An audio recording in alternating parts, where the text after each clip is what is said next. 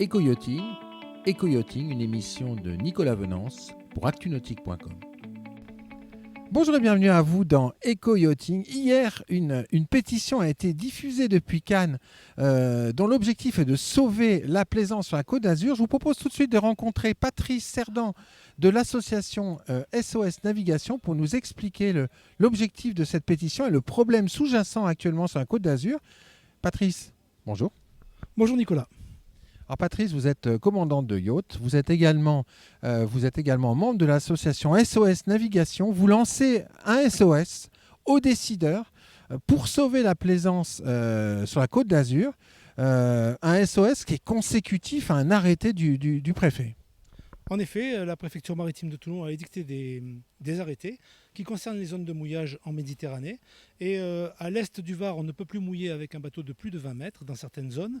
Et à l'ouest du Var, plus de 24 mètres. Et ça concerne beaucoup de zones. Alors, l'objectif de ces interdictions de mouillage, c'est la posidonie. Absolument. La préfecture associe la disparition de la posidonie au yachting dans son ensemble. Et nous contestons un peu cela parce que même si nous sommes bien conscients que nous y participons d'une manière, certes, mais relativement infime par rapport à d'autres problèmes. Alors, au niveau de cet arrêté, vous soulevez un premier problème, c'est un problème de sécurité qui est hallucinant et auquel les pouvoirs publics n'ont même pas réfléchi. Expliquez-nous. Ça concerne surtout les bateaux qui sont entre les deux tranches. Parce que si vous avez un bateau qui fait 24 mètres 10 ou 24 mètres 30 et que vous ne pouvez pas mouiller dans certaines zones, le mouillage prévu, ce sera un mouillage qui sera dans des zones de 30 mètres. Et au-delà de 30 mètres, mouiller avec un bateau de cette taille, ça peut poser des problèmes de sécurité. D'abord, ça pose des problèmes de confort pour les gens qui sont à bord parce qu'on est plus protégé. Et puis des problèmes de sécurité parce que mouiller aussi long sur des bateaux qui ne sont pas réellement équipés pour ça, ça pose des soucis. Bah oui, parce qu'on peut mouiller dans ces eaux-là, mais sur des unités, on va dire, à partir de 40 mètres. A priori, oui, normalement, oui. On peut effectivement en sécurité mouiller avec nos bateaux de temps en temps sur des fonds pareils, mais si on le fait tous les jours, on va détruire nos bateaux. C'est hallucinant, en fait, que les pouvoirs publics ne se soient même pas intéressés aux catégories de bateaux pour se rendre compte que ce type de bateau est, on va dire, pas capable ou en mesure, de façon sécure, de mouiller. Oh, je pense que ça va bien au-delà de ça. Ce n'est pas uniquement sur ce problème-là. Je pense qu'on a tiré des lignes dans des bureaux en prenant juste en compte la posidonie sans prendre beaucoup en compte le reste. Parce qu'effectivement, il y a aussi la question de l'intérêt. Quel intérêt de mouiller aussi loin pour les gens qui sont à bord?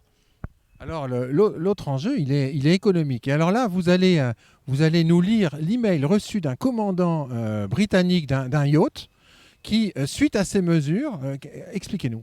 C'est très simple, le mail est ici, on l'a reçu hier.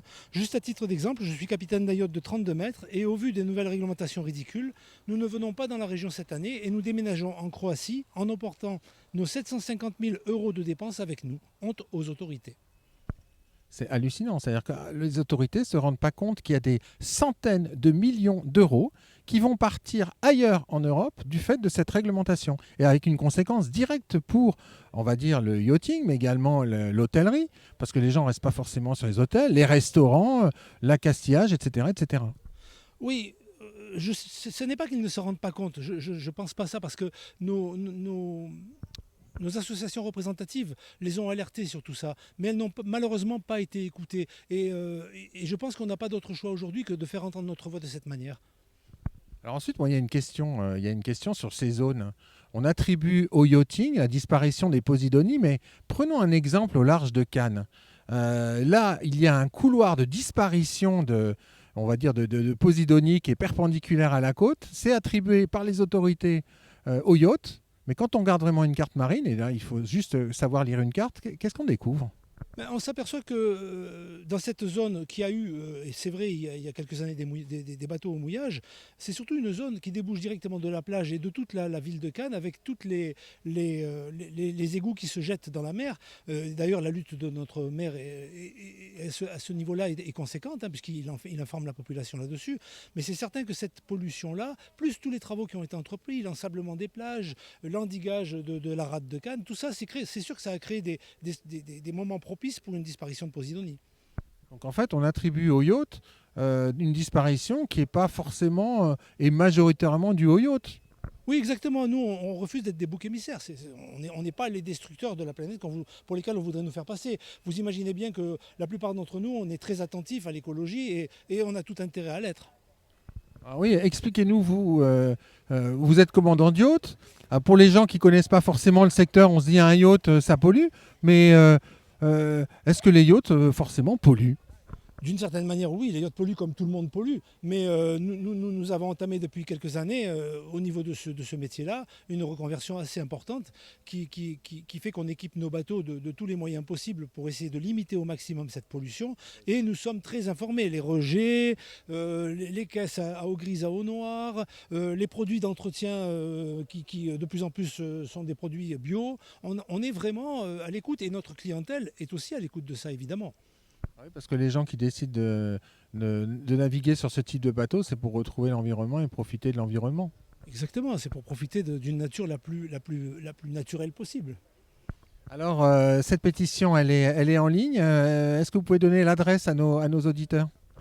La pétition sera en ligne, oui, est en ligne, c'est SOS Navigation, donc vous tapez www.sosnavigation.com et vous trouvez tous les renseignements. Merci beaucoup, Patrice. Merci Nicolas.